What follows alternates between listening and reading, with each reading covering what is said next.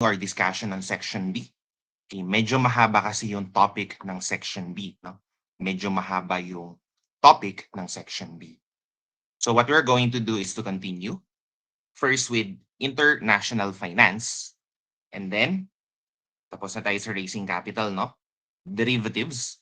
Derivatives is such a complex topic. And then finally, corporate restructuring. Corporate restructuring. So again, that's international finance, derivatives, and corporate restructuring. Game tayo, ha? Sige. Ayan, international finance. Now, the principles of finance are the same, whether we look at it in the domestic context or international context. Ulitin ko, the principles of finance are the same. Look at it in the domestic context, international context, they are just the same. However, there are additional challenges one would face when exposed to international operations. Magkaparehas man ang ating principles, no? Ang mga teorya, ang mga calculations, no? Basically, the analysis is the same.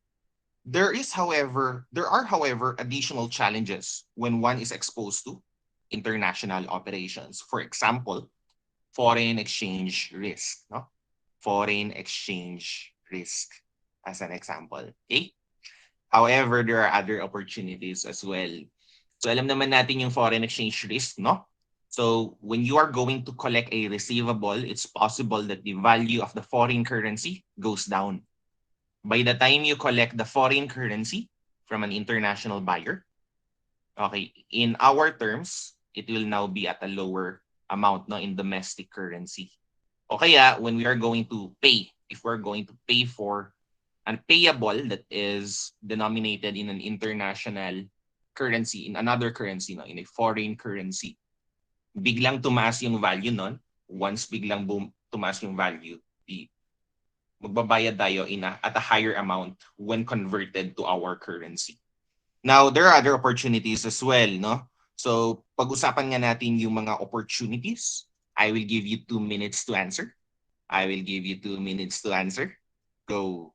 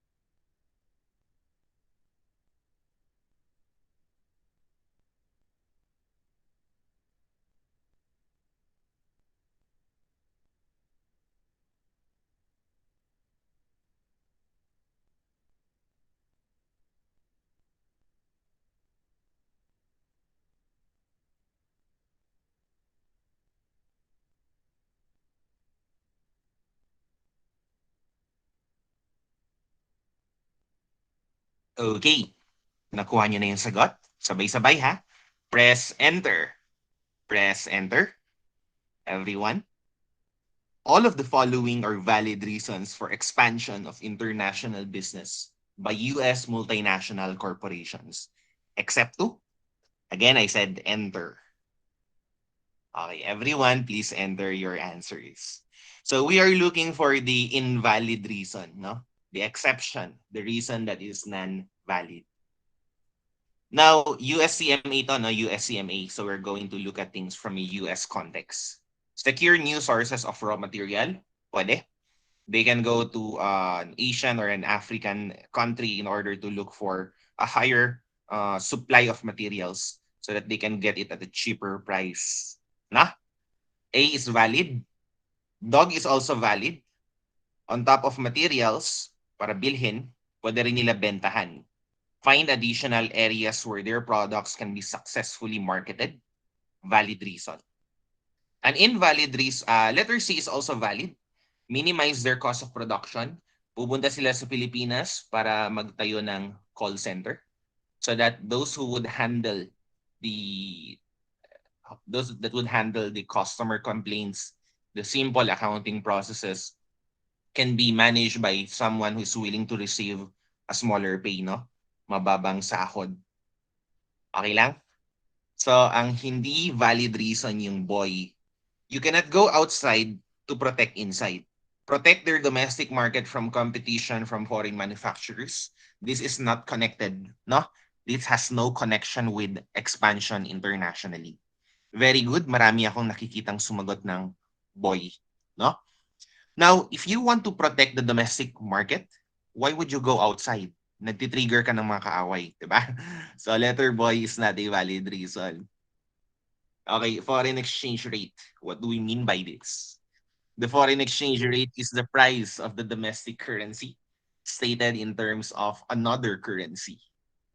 The foreign exchange rate compares one currency with another to show their relative values. So how is this rate set? Okay, you know what a foreign exchange rate is. The question is, how is this rate set? So why is $1 around 50 Philippine pesos? Why is €1 around 65 Philippine pesos? It depends on the international monetary system. Okay? It depends on the international monetary system. The international monetary system, no, the international monetary system is the regime, no? It is the regime of how exchange rates are set. On the left extreme, government is a control freak when it comes to what the exchange rate is. So we have a fixed system. On the extreme left, we have a fixed system. On the extreme right, we have a floating system. Okay? So extreme left, this is a fixed system. Extreme right, you have a floating system. So kapag sinabi nating fixed system, the government dictates what the exchange rate should be. While in a floating system, we leave it to the market. Oh, this is a laissez-faire approach. You know what laissez-faire is, right? Laissez-faire, no? Laissez-faire. So this is a laissez-faire approach where the law of demand and supply would take control on the exchange rate, no? So kung ano yung demand para sa foreign currency, ano yung supply para sa foreign currency, yun yung magdidikta kung ano yung exchange rate. Okay?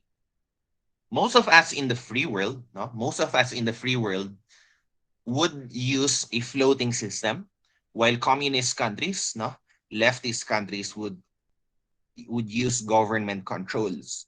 But for most of us, it's not a purely floating system. Governments from time to time would intervene. Hindi siya extreme right, no? It's not an extreme right system. So we call this the managed float. Hindi siya yung pure version. This is called the managed float, also known as the dirty float. No? It is market-based, but governments may intervene from time to time. It's market-based, but governments may intervene from time to time. So hindi siya purely market system. Again, fixed system, government fixes the price of the exchange of the currency's exchange rate. Floating system, leave it to the market. Pag sinabing managed float, governments from time to time would intervene. Okay lang? Sige. Next. Which type of foreign exchange system allows for governments to intervene and influence the exchange rates? I will give you 40 seconds. Go.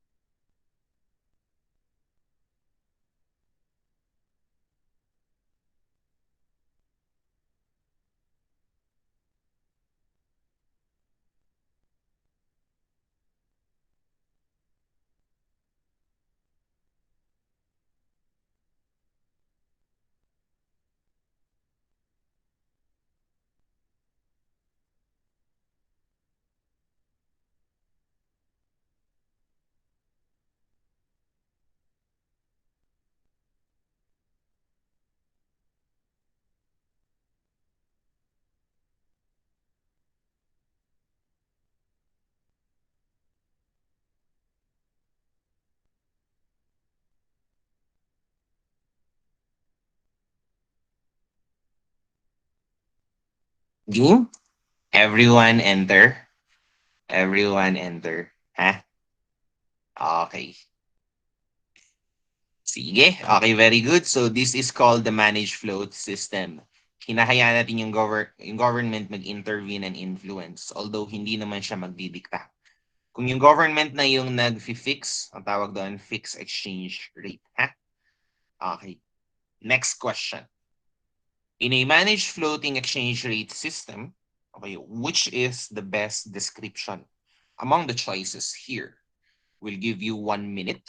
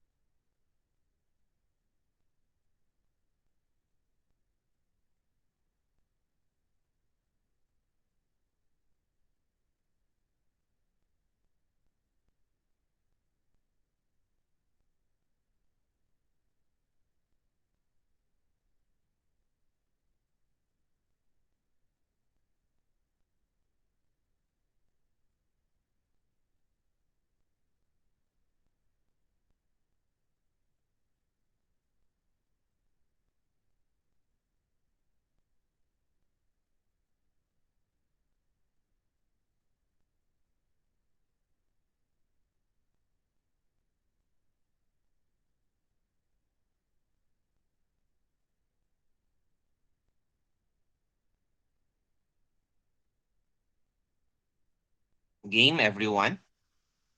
In a managed floating exchange rate system, blank. Okay, blank. Enter. Okay. So this is not determined solely, no? Nagpamali sa letter C yung word na solely, no? Sinabi niya solely by market supply and demand. Letter C is a description of the pure version of the floating system. So the best description is letter A. The currency is supported by interventions by central banks in order to stabilize or alter the rates. In order to stabilize or alter the rates. Very good. The correct answer is A. Market system pa rin ito. Supply and demand pa rin. Pero yung central bank, nangingialam. Nag-a-adjust siya ng mga supply ng currency. Okay? Para makuha yung gusto niyang exchange rate. Okay? Although gumagamit siya ng supply adjustment. No? So letter A is a correct description of the managed or dirty floating exchange rate system. Next, which of the following are methods used to maintain a managed floating exchange rate system? Okay? Which of the following will give you 1.5 minutes?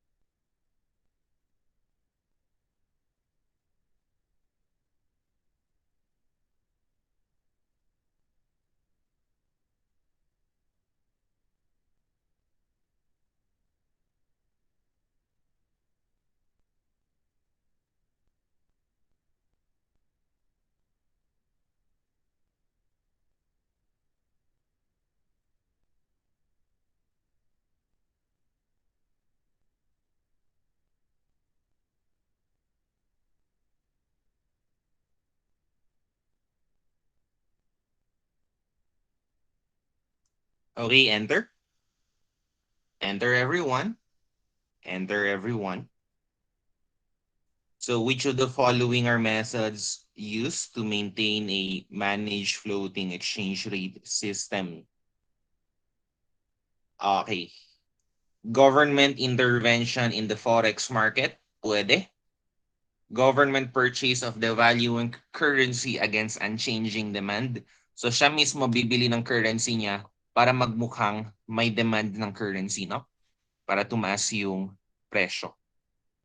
Now, we can also use trade policies, no?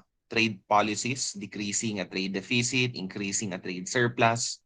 And then extreme measures include placing controls on the currency exchange, no? Magsaset ng rules na hindi pwede higher or lower than this on a given day. Okay? And then finally, no, you can use monetary policy. You can use monetary policy, making domestic macroeconomic adjustment that decrease the supply of the country's currency in the market. So especially monetary policy. And sometimes you can also use fiscal policy. Basically, all of these methods here are available for for the government. Ha? The correct answer is C. So hindi naman sinasabi na lahat yan gagawin ng government. Mga iba dyan extreme. But they are methods that can be used by the government. Okay? So the governments are very powerful. No? They can do any of this anyway. Next question, 40 seconds. Which type of foreign exchange rate system requires a country to maintain its currency at or near a benchmark value? Go.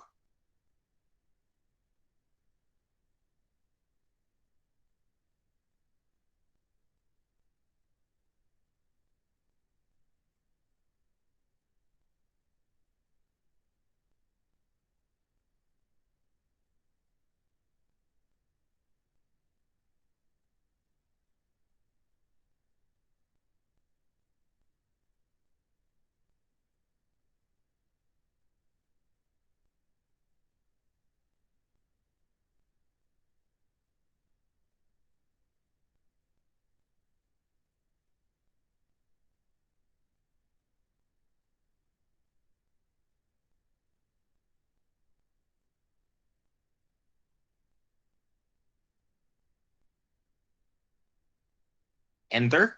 Everyone, please enter. Enter everyone. Okay. So if it is a requirement for the country to maintain such, require ha? Yun yung tanong. Requires a country. Requiring is such a strong word. This is the fixed exchange rate system. Letter dog. Very good. I've seen correct answers. Fixed exchange rate system yan. Ha? Okay. Tingnan natin kung marunong kayong mag-convert. Okay. Please use your conversion of currency skills here. We'll give you 2 minutes.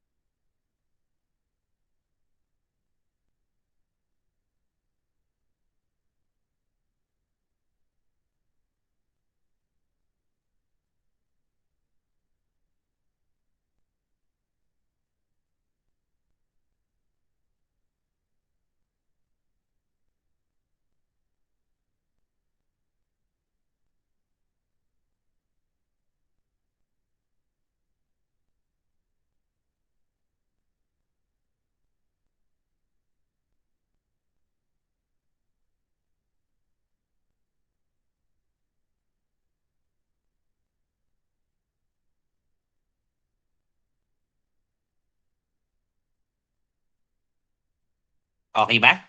Nagawa nyo? Okay. Sabay-sabay tayo. Enter. Venkatram purchased a pair of dress shoes in Italy for 131.25. If the spot exchange rate is 1.5621 dollars per euro, okay, in euro ito ha, 1.5621 dollars per euro. The dress shoes is 131.25 euros ha. What's the equivalent cost of the shoes in American dollars? Should you multiply or should you divide? Ano ba yung tamang gawin dito? 131.25 euros. We are to multiply this by 1.5621 dollars per euro. Why? To eliminate the sign. To eliminate the euro sign. Para ang may iwan yung dollar. 131.25 euros. Okay? Times 1.5621 dollars per euro is 205.025 dollars. The correct answer is letter A, 205.03 dollars. Letter A. Okay lang? Sige. So, para mawala yung euro, ha? We multiply. You can do the mathematics here, no? Just make it mathematically consistent. Exchange rate quotations. Exchange rate quotations. So, we have a direct exchange rate where it states how much domestic currency per one unit of foreign currency. States how much domestic currency for every one unit of foreign currency. And then we also have the indirect exchange rate, which states how much foreign currency per one unit of domestic currency. Okay, ito yung example ng isang direct exchange rate, no? $0.80 is to 1 euro. Okay, in the exam, we will assume we are Americans. Okay, by the way, ha, class, we are doing this to review for the CMA examination. I'm talking about the IMA IMA version, ha? The US CMA examination. So when I'm going to show literature, I usually use the dollar sign. And when I say home currency, it's usually dollars because the exam is from the context of an American company. Okay. An American company or an American investor. Okay. So an example of a direct exchange rate is $0.80 is to 1 euro. Okay? So how much of a domestic currency? Amerikano tayo ha? $0.80. How much of a domestic currency? $0.80 per 1 unit of foreign currency. In this case, the foreign currency is euro. Last na ha? One more time. Kapag walang sinabi ang problem, i-assume natin American tayo at gumagamit tayo ng US dollars. Our domestic currency is the US dollar. So the direct exchange rate states how much domestic currency per one unit of foreign currency. So you have your $0.80 is to 1 euro. Indirect exchange rate, it states how much foreign currency per one unit of domestic currency. So you have here 1.25 is to 1. So para ma-convert natin to, no? Para ma-convert natin ito, kunin nyo lang yung reciprocal. 1 divided by 0.8. 1 divided by 0.8 is 125. In an indirect exchange rate, 1 is the domestic currency. It states how much foreign currency, 125 euros, per 1 unit of domestic currency. Okay? Sana malinaw yon ha? Sana malinaw yon. One more time. Direct exchange rate. How much of a domestic currency? $0.80 per 1 unit of foreign currency. 1 euro. Indirect exchange rate. How much of a foreign currency? 1.25 euros per 1 unit of domestic currency. 1 US dollar. Okay lang? The difference between direct and indirect exchange rate. Okay? So tingnan natin ha kung naintindihan nyo. Which of the following is an example of an indirect exchange rate from an American perspective? Go.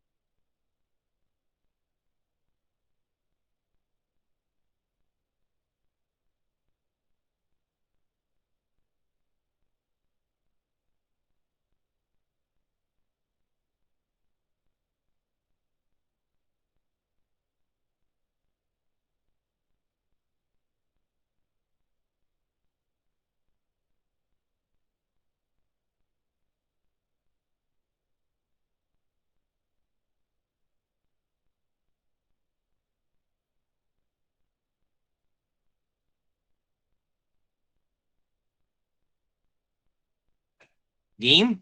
Enter. Enter your answers, everyone. Enter your answers, everyone. So pag indirect exchange rate, 1 is the US dollar. Pag indirect exchange rate, 1 is the US dollar. The correct answer is A, 0.5125 pounds per dollar. 0.5125 pounds per dollar. Okay? Cross exchange rate. A cross exchange rate is any exchange of any two currencies that are not the official currency of the country in which the quote is published. So kapag wala yung domestic currency natin dun sa exchange rate na yon, it's called a cross exchange rate. If our domestic currency is not part of the exchange rate quotation, we simply call it a cross exchange rate. In practice, any currency exchange, which is neither of the currencies is the US dollar. So again, in practice, American perspective, no, it is considered a cross rate. Which of the following is an example of a cross exchange rate from an American perspective? We'll give you 30 seconds.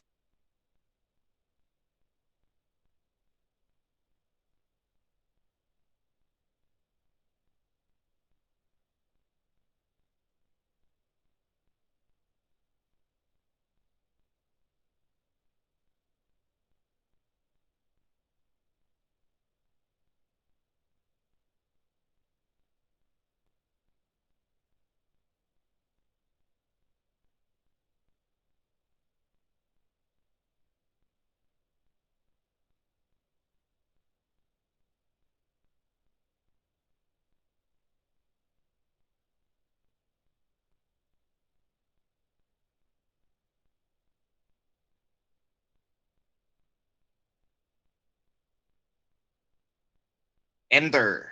Everyone enter. So a cross exchange rate is one where your domestic currency is not involved. Yung walang dollar. Very good, everyone. The answer is dog. 115.23 yen per euro. Letter dog. Okay.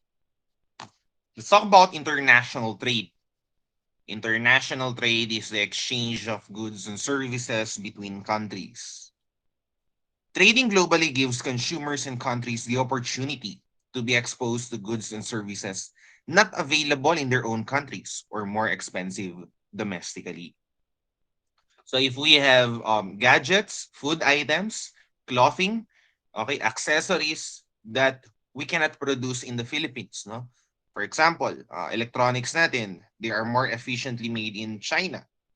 If we want fruits like apples and wine, the best fruits and wine can be found in Europe, no? For wine, no? And the fruits in apples and strawberries are best made abroad, no? In colder climates. So it gives us exposure to these products and services that we cannot produce by ourselves or it's very expensive to do. Okay? So although many would frown upon importation, but at the end of the day, we ourselves are the benefits of importation. Okay, pinagkakitaan tayo ng mga Apple, no? Ng Apple, the company. But at the end of the day, ginusto natin yun, no? Gusto natin pagkakitaan tayo. Because what we receive is far better than nothing. Tama ba? Okay. The importance of international trade was recognized early by political economists like Adam Smith and David Ricardo. Okay? Maganda yung mga kwento nila. However, focus tayo sa CME. Sige. Counter trading. Do you know what counter trading is? Subukan nyo nga. Giving you 40 seconds. Go.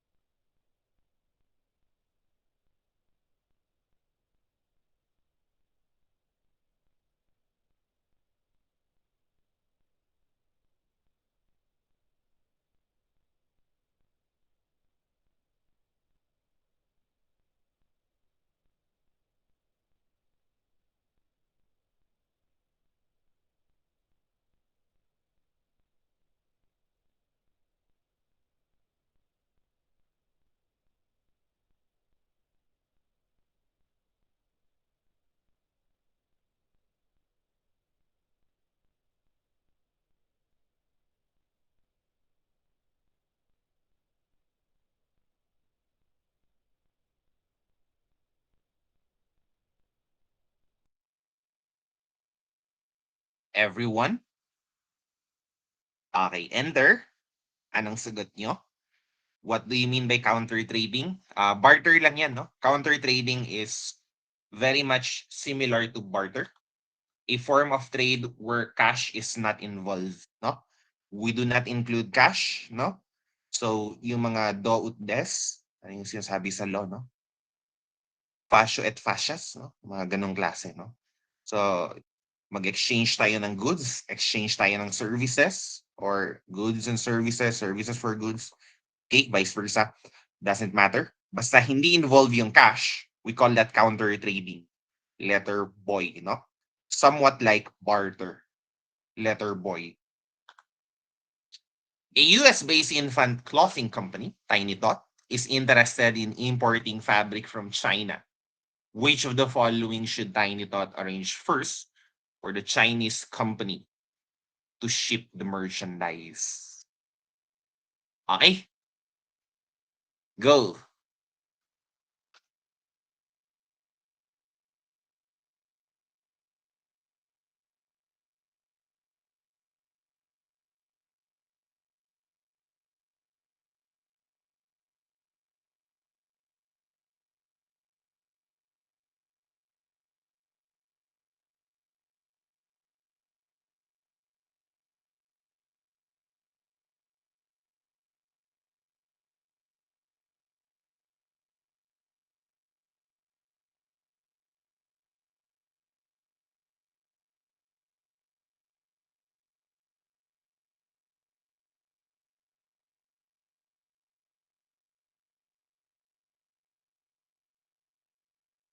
Enter.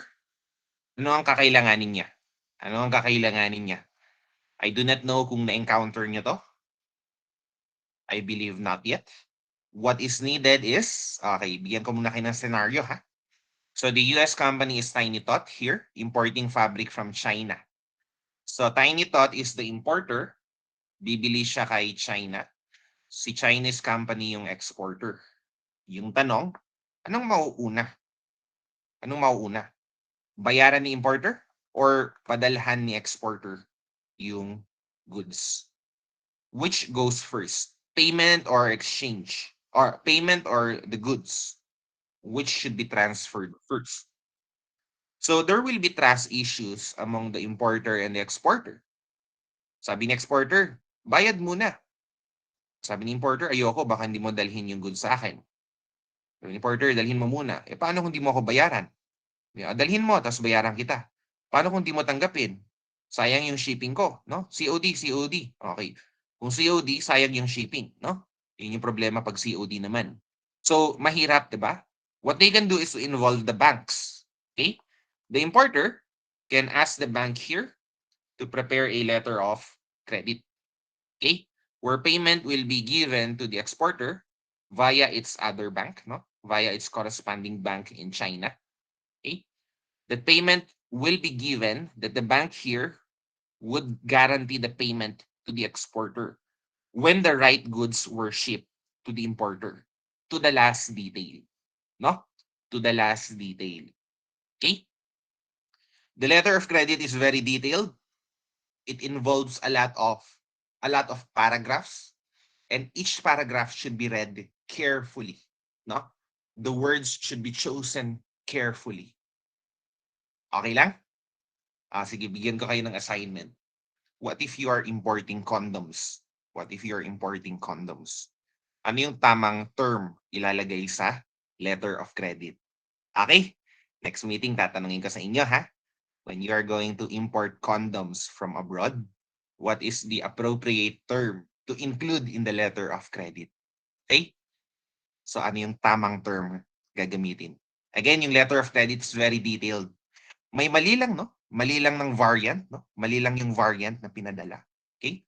Masyadong maliit. I mean, hindi na condom, no? I'm not talking about condoms. Masyadong maliit yung tela. Masyadong iba yung kulay, no? Sinabi green, pero binigay ay yellow-green. Okay? So, hindi na mababayaran yung exporter. Okay? This is very detailed. You would need here a letter of credit. Okay? I understand na hindi nyo pa to alam, no? Pero this is an important tool to facilitate import and export transactions. So sasabihin ni importer, "Oy, babayaran ko si exporter. Basta nagawa niya yung trabaho niya to the last detail." So ibibigay niya kay bank yung instruction para i-ano dito sa kabilang bank. Tapos babayaran lang kay exporter once na dispatch, no? Na-dispatch siya na yung goods.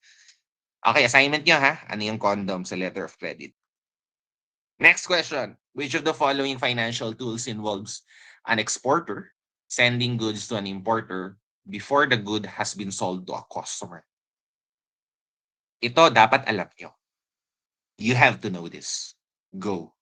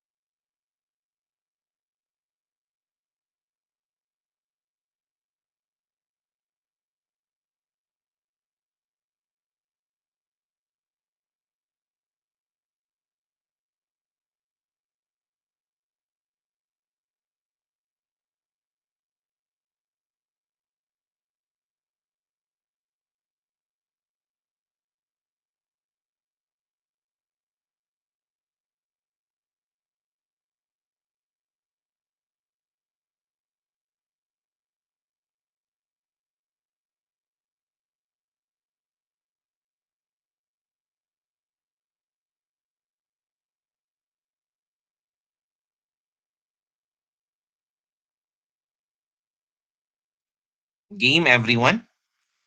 Game, everyone. Correct answer? Okay, very good. This is consignment. So the importer here is not really the buyer. The importer is only an agent of the exporter. So in-export, papunta kay importer. Tapos yung importer, ang gagawin niya lang ay ibibigay niya sa final customer.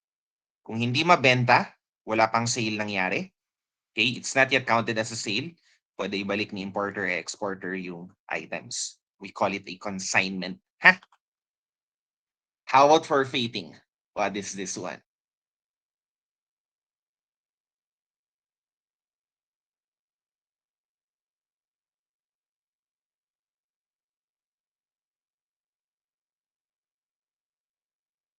Hi, may i-attend lang ako ha. Please give me 5 minutes. Please give me 5 to 7 minutes ha. May a-attendan lang ako.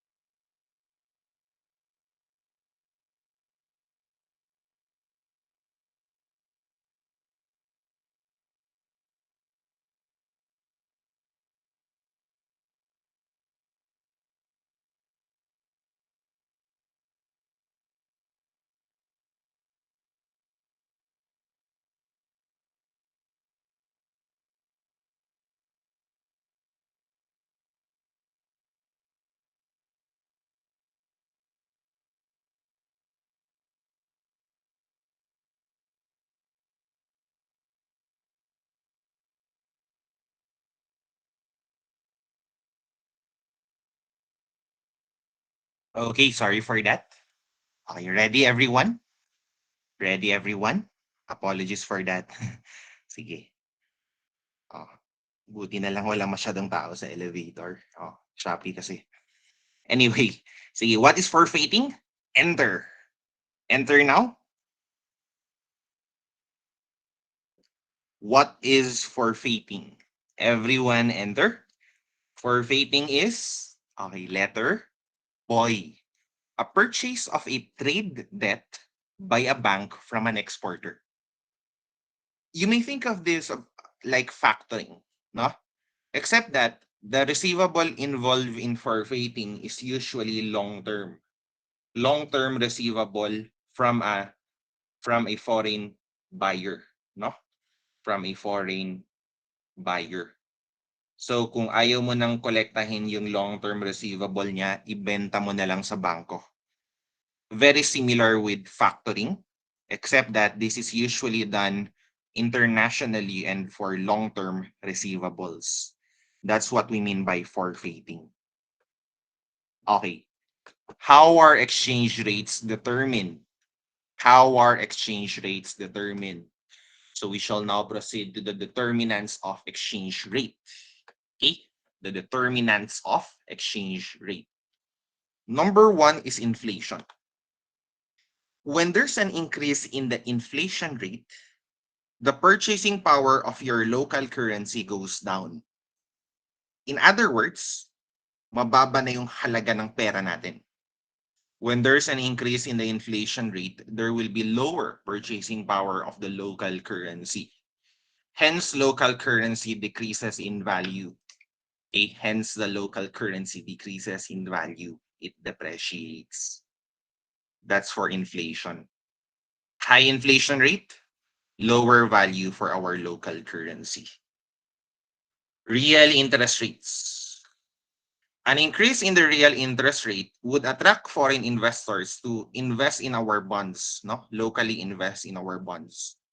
This increases the demand for the local currency. Local currency increases in value. It appreciates. Ulitin ko. Pag inflation mataas, made-depreciate yung value ng currency natin. Bakit? Kung tumataas yung inflation, bumababa ang halaga ng pera natin. Mababang halaga ng pera natin, mas lumalakas yung sa labas. The foreign currency would increase in value. Real interest rates, on the other hand, when this goes up, the investors from abroad will buy our currency. No? Bibilhin nila currency natin. It will increase the demand for our local currency and hence it appreciates in value.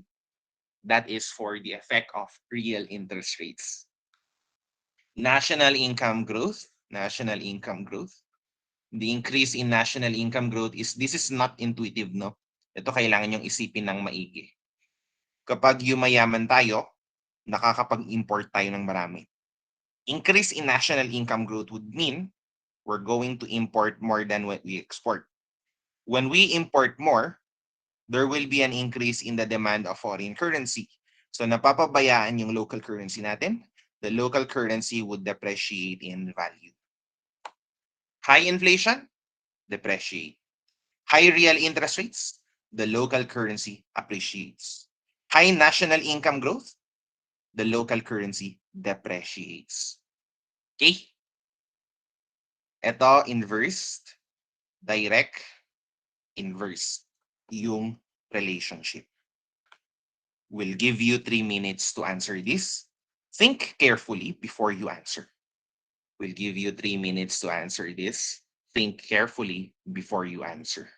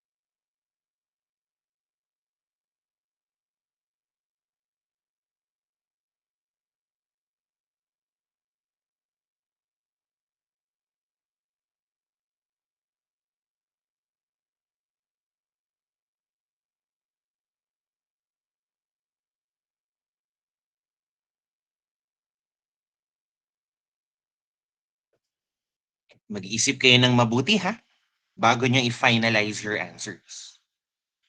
Assuming exchange rates are allowed to fluctuate freely, which of the following factors would likely cause a nation's currency to appreciate on the foreign exchange market?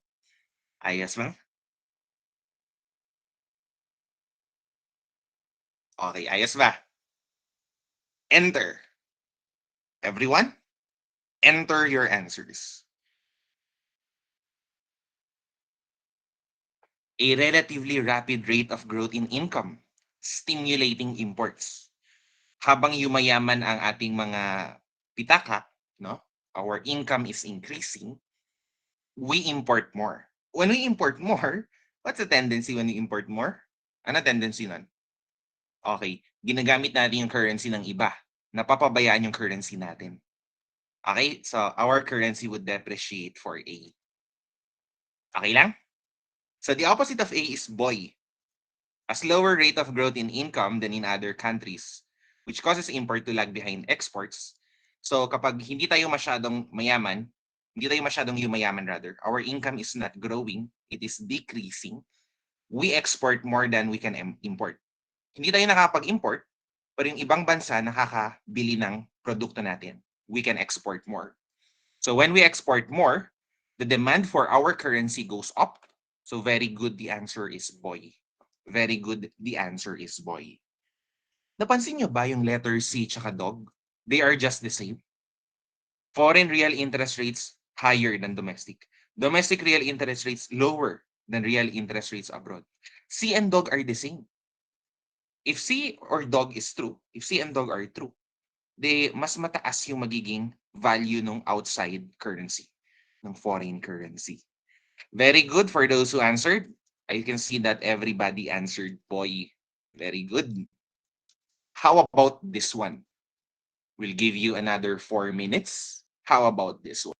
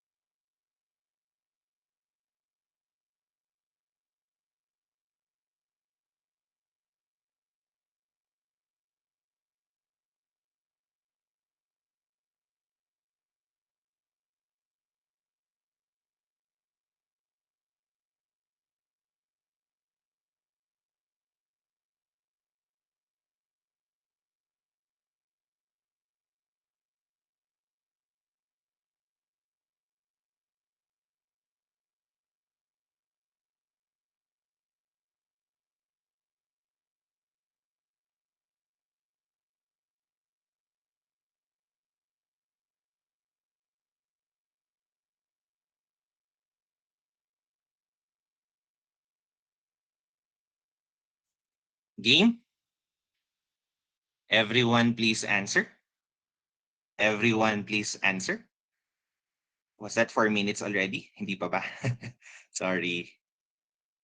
Due to mismanagement of its domestic economic policies, country A is experiencing a drastic increase in inflation in relation to its neighbor country B, which happens to be its major trading partner. How will the increased inflation in country A affect the exchange rate between the two countries? Okay lang? Okay. So si A mas mataas yung inflation.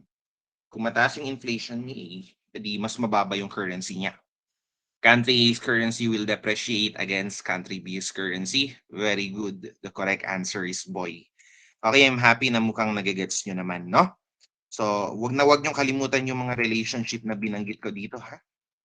Do not forget these relationships I've mentioned here. Okay? If the central bank of a country raises interest rates sharply, the country's currency will most likely blank. Go.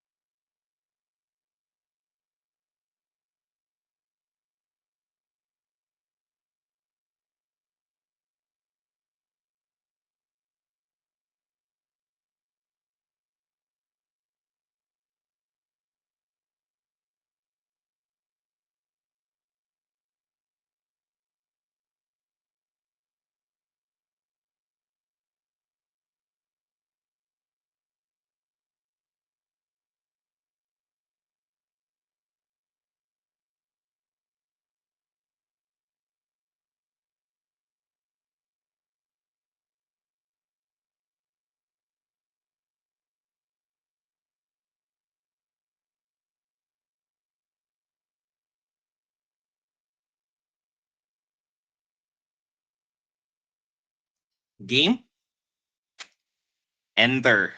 Everyone, enter your answers. Everyone, enter. Okay, kapag tumaas yung interest rates, the demand for the currency will go up. Papasok yung mga foreign investors at bumili ng bonds dito. Mataas kasi ang interest rates.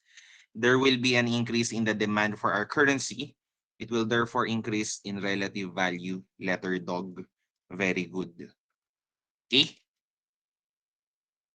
How about this one? How about this one?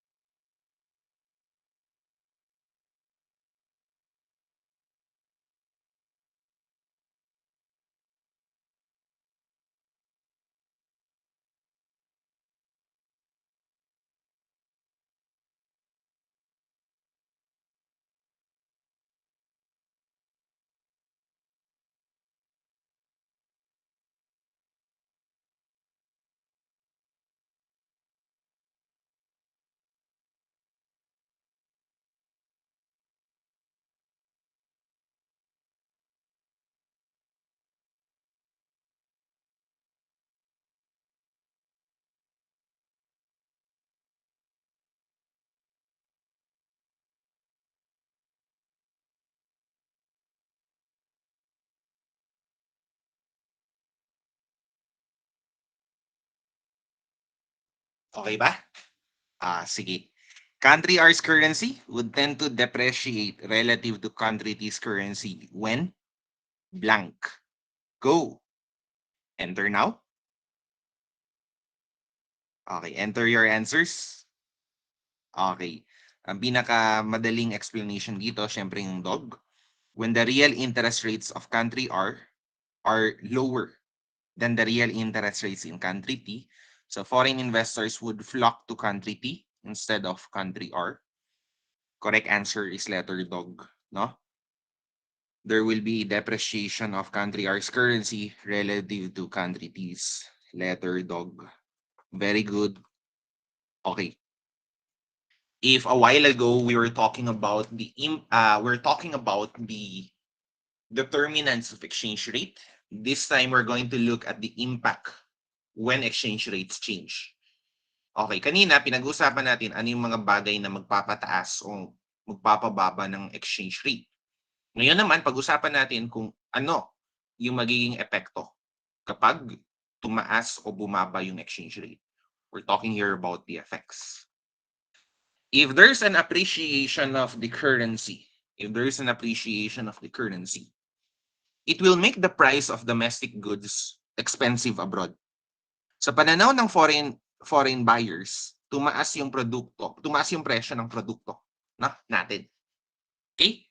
So, it will make the domestic goods expensive when bought abroad. Therefore, it will harm the exporters when there is an appreciation of our currency. Okay? It makes the price of foreign goods cheaper at home. So sa pananaw natin, dahil malakas ang currency natin, magmukhang mura yung mga yung ating mga foreign products, no? Mga imports natin mukhang mura dahil malakas yung currency natin. Okay? When we buy foreign goods, they appear to be cheaper because our currency has a higher value than usual. It will therefore help importers import more goods for our country. In the event of a depreciation, it makes the price of domestic goods cheaper abroad. So kung mababa yung currency natin, pabor yun sa exporters natin. If there's a depreciation, our goods would appear cheaper abroad. It helps exporters. But at the same time, it makes the price of foreign goods expensive at home. Magmukhang mahal yung mga produkto na bibilhin natin galing sa labas. So it would harm importers. Hindi tayo masyado makapag-import ng marami dahil mukha siyang mahal pag kinonvert sa currency natin. Okay? One more time. In the event of an appreciation, it makes the price of domestic goods appear expensive abroad. Mahirapan tayo mag-export. Pero, yung price ng mga foreign goods is cheaper at home. It helps us import more. Makapag-import tayo ng mga produkto, no, galing sa labas. And mukhang mura lang, no, sa pananaw natin. In the case of depreciation, it makes the price of domestic goods cheaper abroad.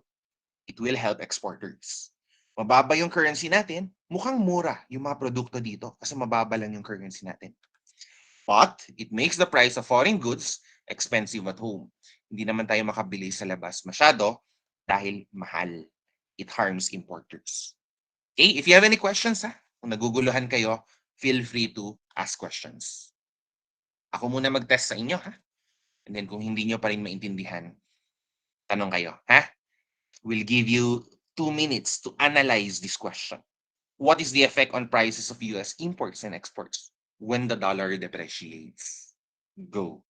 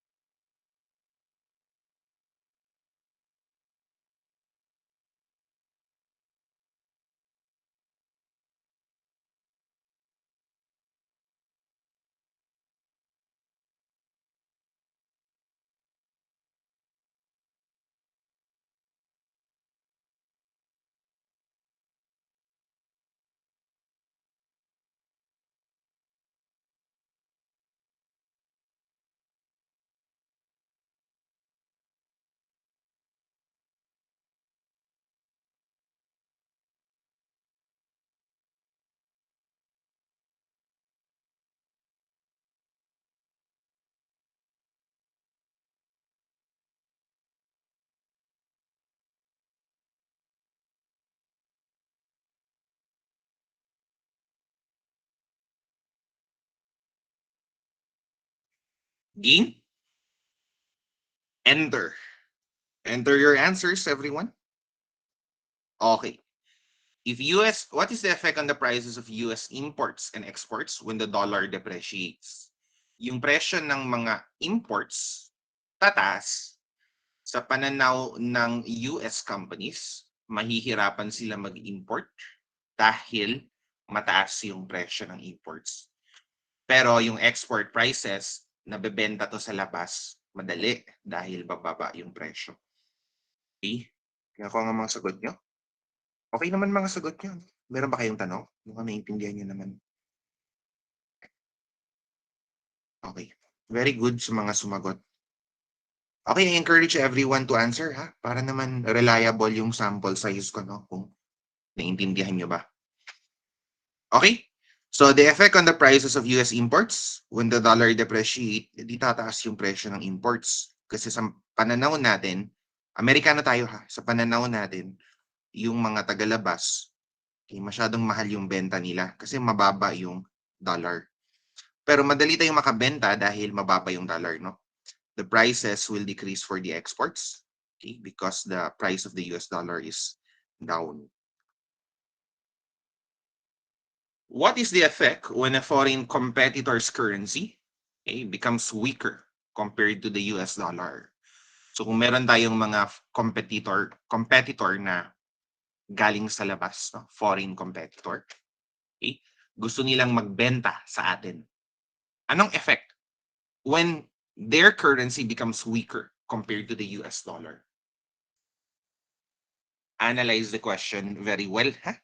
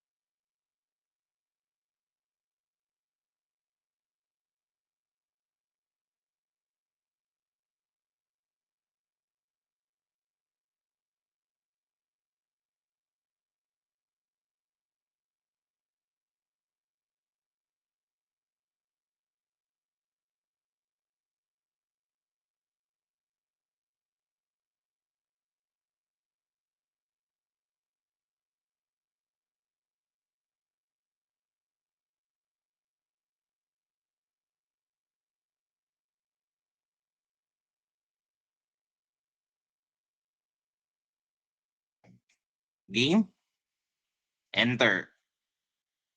Everyone, enter. Okay. The foreign competitor's currency becomes weaker. E di mas madali siya makabenta kesa sa atin. Okay, pabor sa kanya kung mura yung currency nila. The foreign company will have an advantage in the US market. Nakuha nyo? Ano ang naging weaker? Yung currency ng competitor, ha? Hindi yung US dollar. Maraming sumagot ng boy, baka naguluhan. No? Maraming sumagot ng boy, baka naguluhan. Okay? So what became weaker is the currency of the competitor. The foreign competitor's currency is weaker compared to the US dollar. So the foreign company will have an advantage in the US market. Nakakabenta sila sa US market ng mas madali. Yung naging weaker ulit, ha, yung currency nila, hindi yung currency natin. Marami sa inyo sumagot ng boy, no? Marami sa inyo sumagot ng boy. Maybe because it's just a lack of comprehension of the question. So again, no, think very well before you answer. So I'm going to discuss together the risk management for foreign investors. Sorry, the risk management for international financial management, together with derivatives to be efficient in our discussion. Okay? Risk management. When we want to protect ourselves from risk in foreign exposure, we can use forwards where we have customized contracts between two parties to buy or sell an asset at a specified price on a specified future date. Okay? I know you're familiar with forwards. Okay? These are customized contracts between two parties to buy or sell an asset at a specified price on a specified future date. Then we also have futures, which are standardized contracts similar to forwards, traded at exchanges. No? Traded at exchanges. Forwards and futures are similar in a way that they fix the price and the date up to and the date when the transaction will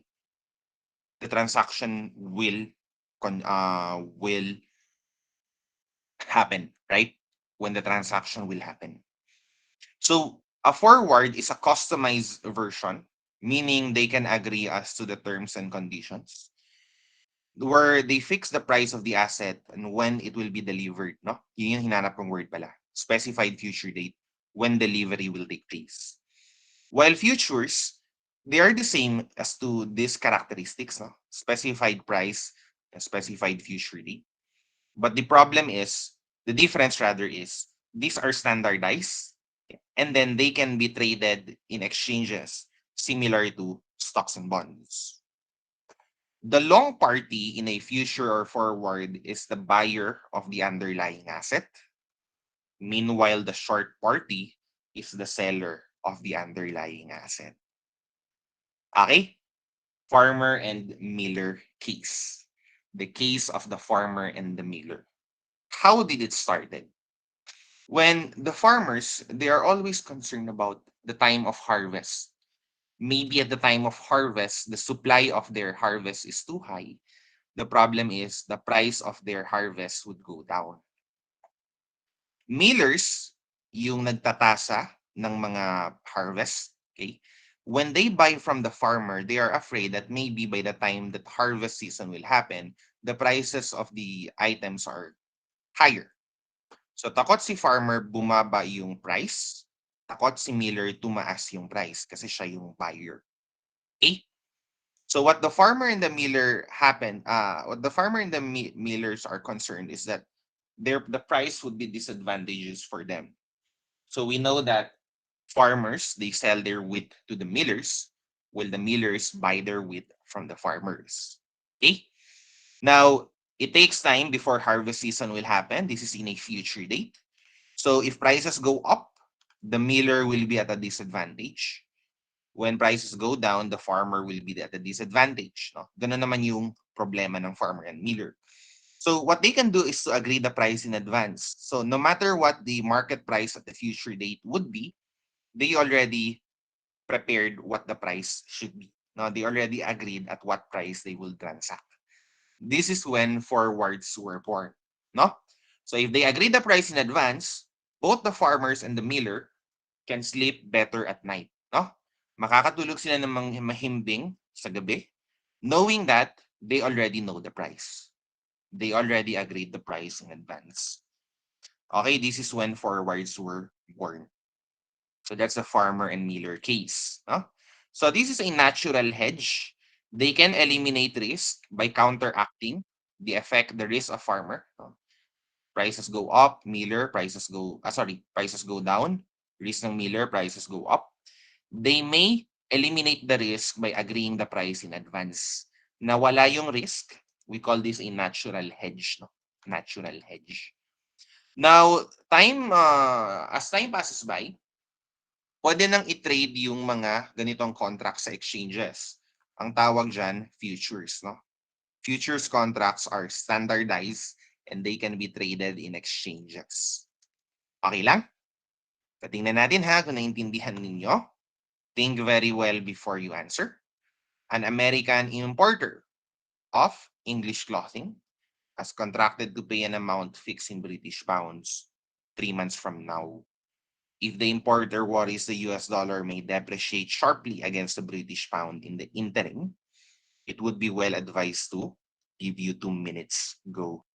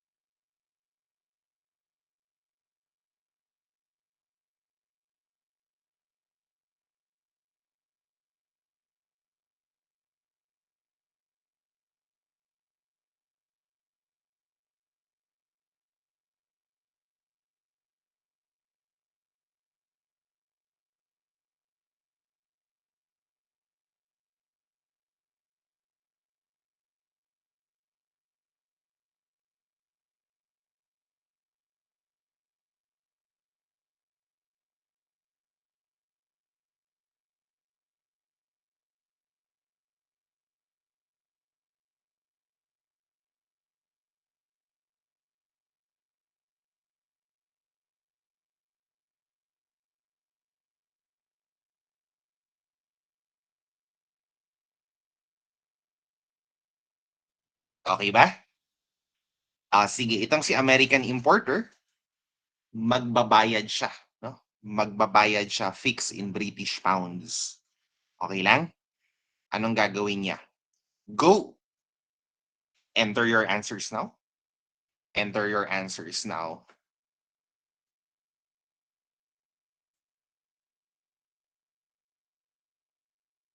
Okay. So, kailangan niya ng British pound in a future date. So, pupunta siya sa forward exchange market. Ang pwede niyang gawin ay buy pounds in the forward exchange market. Okay? Actually, there are two answers here, A and boy. When you buy pounds, you are giving dollars. No? You're selling dollars in the forward exchange market. You buy pounds in the forward exchange market, you automatically sell dollars. Yun yung pangbili mo. Okay? A and boy are actually correct. However, mas malinaw yung letter A. Bakit mas tama yung letter A? Malinaw kasi siya na pounds yung pinambili sa dollar. Given naman dollar yung pambili mo kasi American ka, no? Considering you're American, it's already understood that you're going to exchange it for dollars. Letter boy is correct, pero hindi malinaw na ang binili niya ay pounds. Pero letter A, malinaw na bumili siya ng pounds, ang pinambili niya ay dollar. Okay? Buy pounds in the forward exchange market so that by the time that you have to pay the English English company, you already have the money, no? 3 months from now. Correct answer is letter A. The correct answer is letter A. Okay lang? Next. A US company has an account receivable from a Swiss company for 100,000 Swiss francs due in 3 months. At the time of the contract, the exchange rate was 1 Swiss franc, 1 USD. The US company wishes to manage its foreign exchange exposure and therefore blank. 1 minute, go.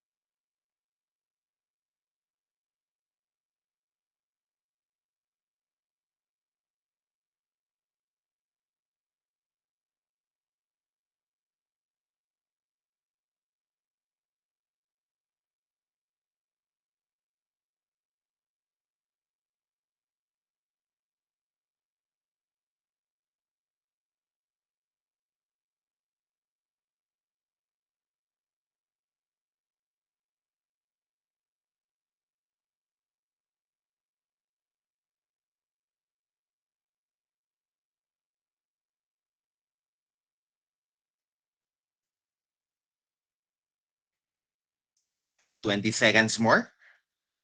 Okay. Do not overthink, ha? Just understand the question very well. Then do not overthink. Enter. Enter your answers now. Enter your answers now, everyone.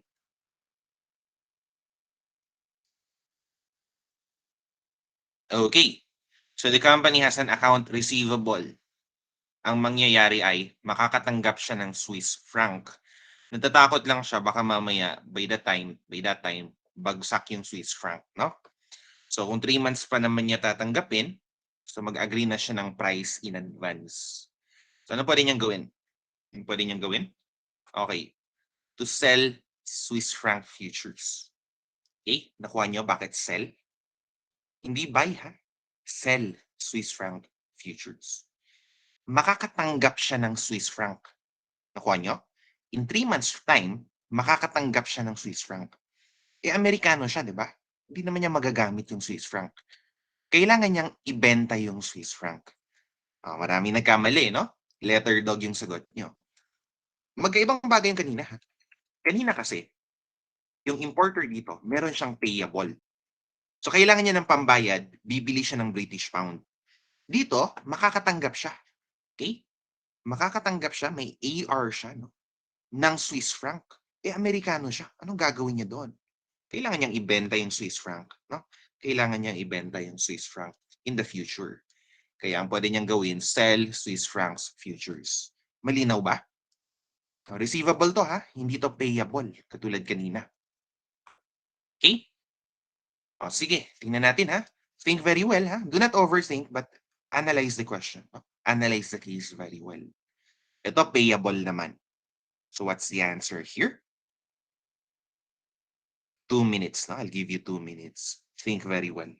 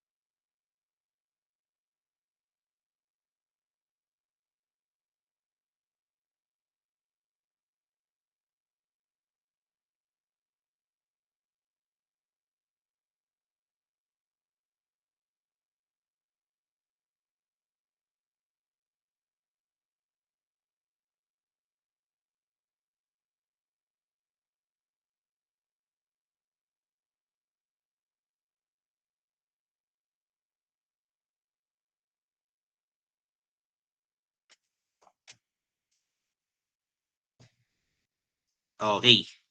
Enter. Everyone enter. Okay, very good. The correct answer is letter C indeed. A company has a foreign currency denominated trade payable due in 60 days. To eliminate the currency exchange rate risk associated with the payable, the company could, okay, kailangan niya magbayad in terms of foreign currency. Ngayon pa lang, bumili na siya ng foreign currency, pero gawin niyang forward. Kung today niya bibilhin, after 60 days pa naman itong i-exchange, no? Very good. Mukhang nakuha niyo na. The correct answer is letter C. Okay? So dito, wag niyong isipin yung point of view ng bank. Sa ADVAC kasi tinuturo sa inyo point of view ng bank. Ang binibigay dito yung code to purchase, yung company ang bibili. Tapos to sell, yung company yung magbebenta. Hindi ito yung bid tsaka ask price ha. Basta literal siya no. Kung bibilhi yung company ng euro, itong price. Kung magbebenta siya, itong price. Okay? Hindi ito yung bid tsaka ask. Yung formal terminology. Palermo Corp sold equipment to a French firm. Palermo will be paid 4,275,000 in 90 days. The bank has given the firm a 90-day forward quote of $1.5487 per euro. To purchase euros forward, $1.5922 per euro to sell euros forward. Palermo decided to wait 90 days to sell the euros when the spot rate was $1.5645 per euro. How much additional dollar revenue did Palermo gain or lose? Waiting to sell the euros on the spot market instead of selling forward the euros. Okay? Okay tayo ha? Sige. We'll give you 2 minutes.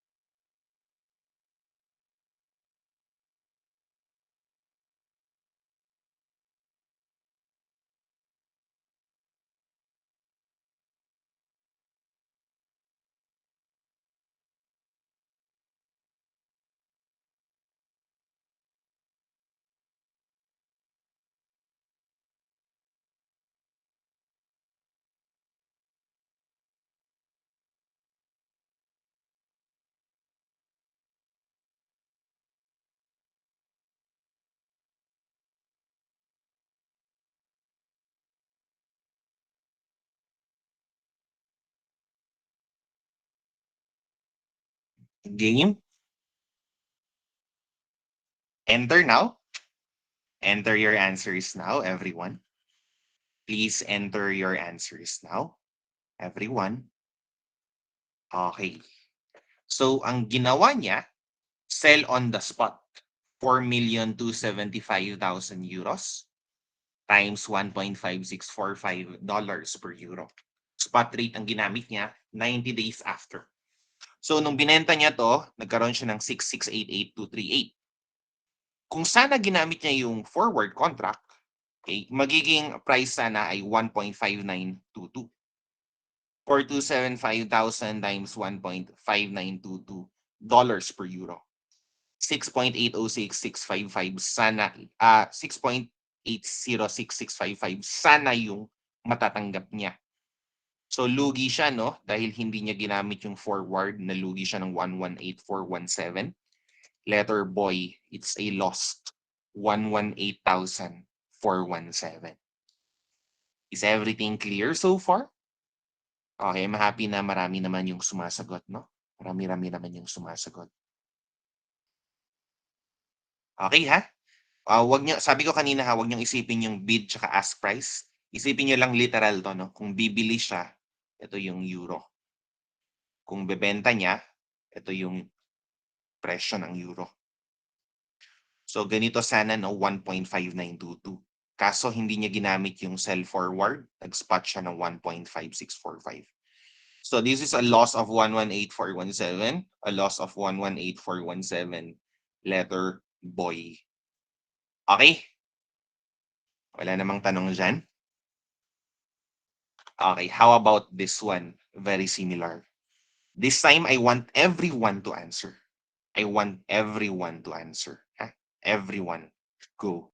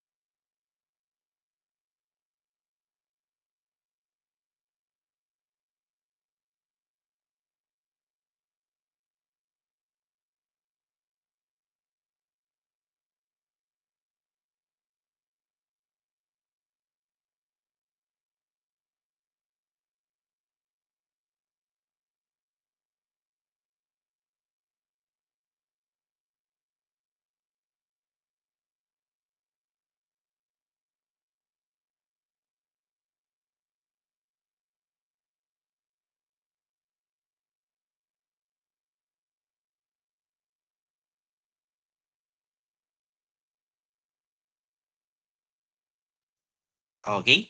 Okay ba tayo? Sige, 1 minute more. 1 minute more.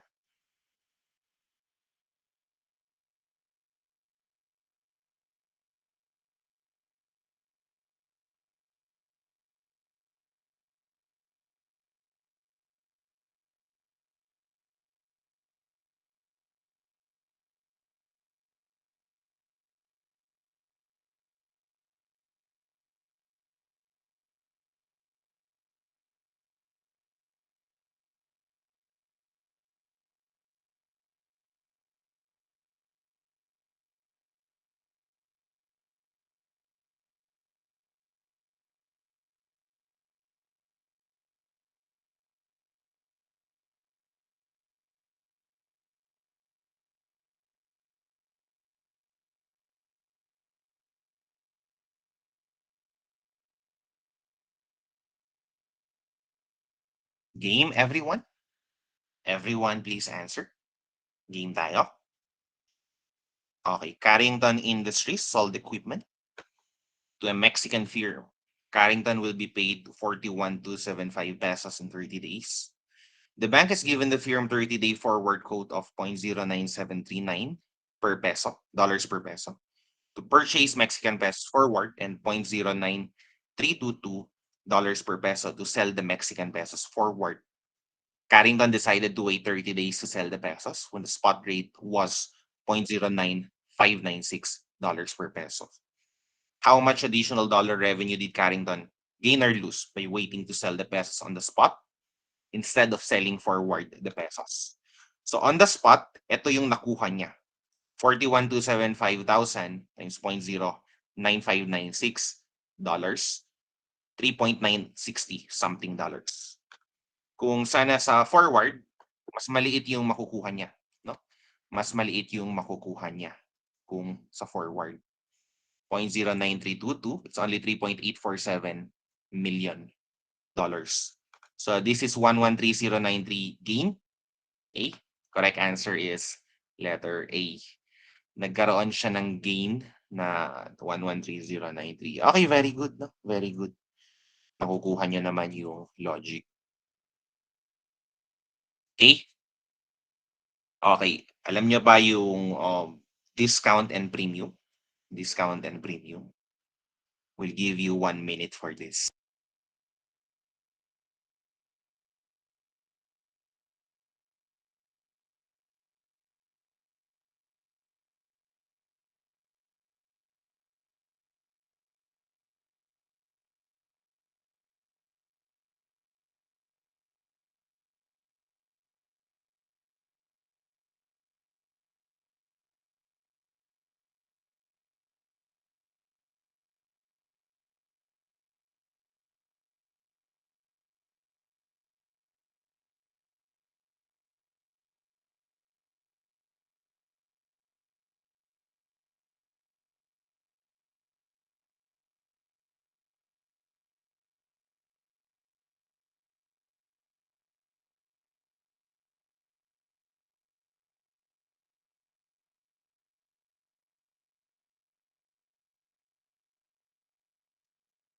Given a spot rate of $1.8655, 90-day forward rate $1.8723, the pound sterling in the forward market is blank. Enter. Enter now. Okay, it is being quoted at a premium. Yung forward rate ay mas mataas kaysa sa spot rate. The pound sterling is worth 1.87 something dollars in the forward compared to only 1.86 something in the spot rate. So it's being quoted at a premium. Okay, it's being quoted at a premium. This has nothing to do with over and under valuation. No, this has nothing to do with over or under valuation. Ano yung pound? Yung pound, $1.87 sa forward rate. Sa spot rate, mas mababa siya, 1.86. So the forward rate, the value of the pound is higher. So this is being quoted at a premium, letter C. Next, a similar problem, another 2 minutes.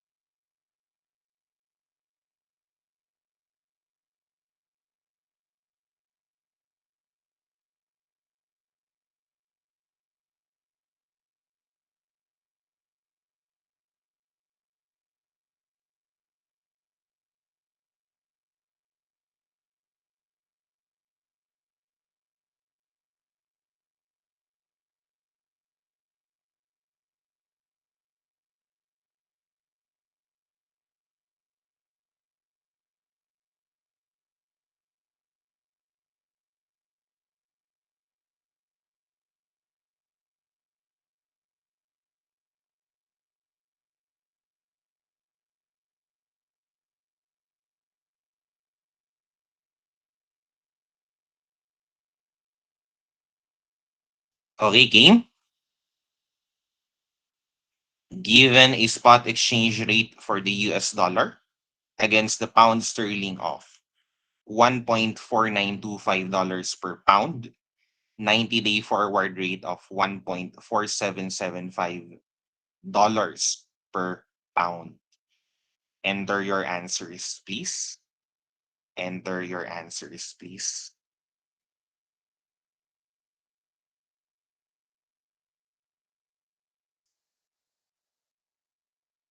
Okay. So the correct answer is indeed letter dog.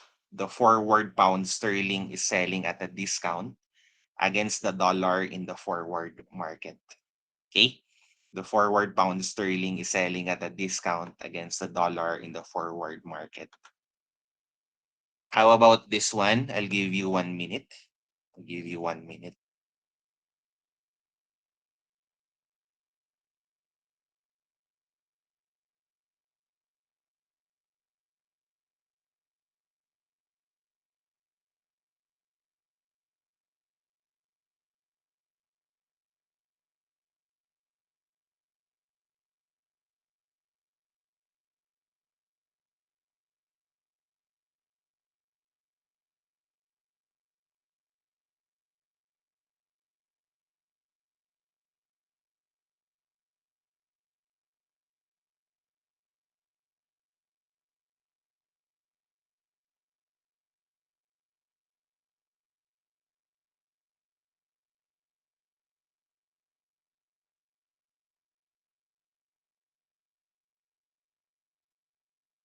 Game. What's your answer? Given that the spot rate is 106.74 yen per dollars, 180-day forward quote is 100.37 yen per dollars. We can say which of the following? Enter. We can say which of the following? We can say which of the following? Everyone, please answer. So we can say that the dollar is valued at a discount. No, the dollar is at a discount in the forward rate versus the spot rate. No, the dollar is worth, no, naka-discount siya. 100.37 lang compared sa spot rate na 106.74. The US dollar is at a forward discount against the yen. Kung babaliktarin nyo yung quotation, kunin nyo yung reciprocal, mapapansin nyo na yung yen ay nasa premium. Correct answer is letter boy. Nahuli kayo doon, no? The correct answer is letter boy. I believe nahuli kayo dyan. Na? Okay. Okay lang yan, no? So the correct answer is letter boy. The yen is at a forward premium against the US dollar. Sino ang naka-premium? Yung dollar naka-premium. So kung baliktarin nyo yung quotation, yung yen naka-discount. Sorry. Yung dollar naka-discount, no? Yung dollar yung naka-discount, pero kung babaliktarin nyo yung quotation, makikita nyo na yung yen naka-premium. Kung kukunin nyo to dollars per yen, no? Kung kukunin nyo dollars per yen. The correct answer is boy at maraming na biktima. Anyway, next. Always annualize the percentage. Always annualize the percentage. Go.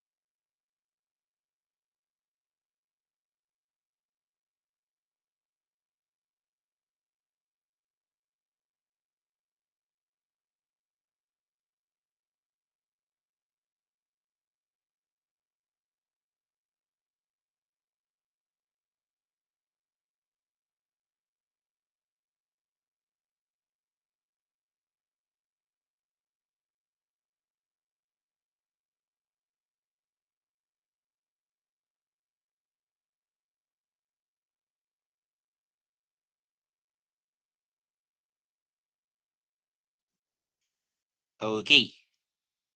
Always annualize the rate, ha? Always annualize the rate. The spot rate on the London market was 0.5434 pounds per dollar. 90-day forward rate was 0.5519 pounds per dollar. What is the annualized forward premium or discount on the US dollar for the period? Enter. Enter everyone. Pa-enter na lang everyone. Everyone, please. Please enter. So the correct answer is, yung forward rate kasi ng dollar is 0.5519. No? Versus yung spot rate, 0.5434 pounds. Definitely, this is a premium. This is a premium. So if you're going to take the percentage difference, it's 0.0085 more pounds per dollar sa forward market. Divide this by the spot rate of 0.5434. So this is 1.56%, no? 1.56% for 90 days. Always annualize, kahit hindi sabihin. So 0.5642 times 360 over 90 magiging 6.30%. 6.26%. The correct answer is letter boy. Okay, the correct answer is letter boy. Malinaw? Okay. Wala atang nakatama, no? Wala atang nakatama. So the correct answer is letter boy. Premium yan kasi there's more dollars per pound sa forward rate, no? Mas malaki yung forward kaysa sa spot rate. 0.0085. So kung i-divide nyo to sa spot rate, this is 1.6%. Ang gagawin nyo lang, i-annualize nyo, no? Times 360 over 90. Sige nga, paano naman ito? Paano naman ito? Yes, Carl, you have a question? Sir, always po ba ang 360 days yun? Pag annualize? Hindi naman hindi naman material yung difference ng 360 tsaka 365. Oo. Sasabihin naman kung ilan. Ha? Okay po, sir. Thank you po. Okay. Sige. So, 365 yung more accurate. Anyway. So, multiple choice naman to, no? So, hindi naman material yung difference. We'll give you another 2 minutes for this one. 2 minutes for this one.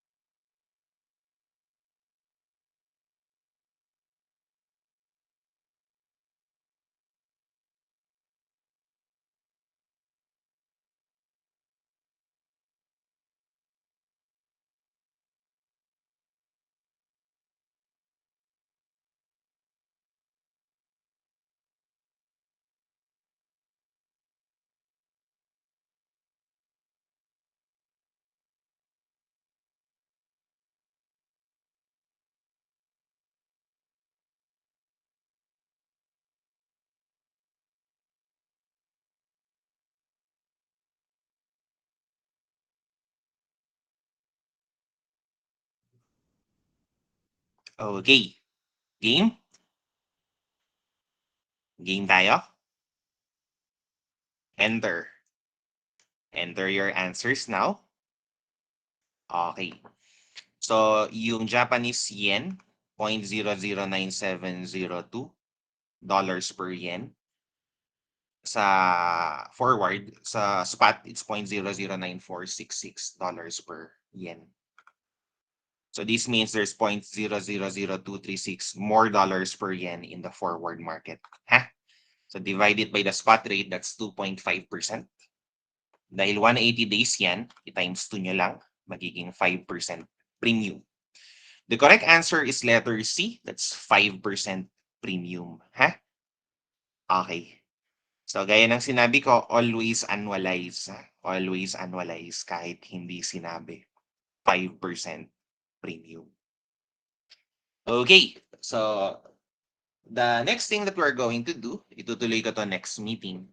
Mag-exercises tayo. Pagkatapos ng exercises, ibibigay ko yung sagot sa exercises. Ha? Okay. So hindi pa tayo nakapag-exercises sa dividend policy. Okay. Cumulative kasi yung exam, no? Cumulative exam. So magbibigay ako ng malaking weight for dividend policy as well. Okay lang? Sige. So for the next 1 hour, we are going to have some exercises and then we'll post the solution. Okay? Siguro mamayang gabi na lang yung solution. So thank you for listening everyone and enjoy the rest of your day.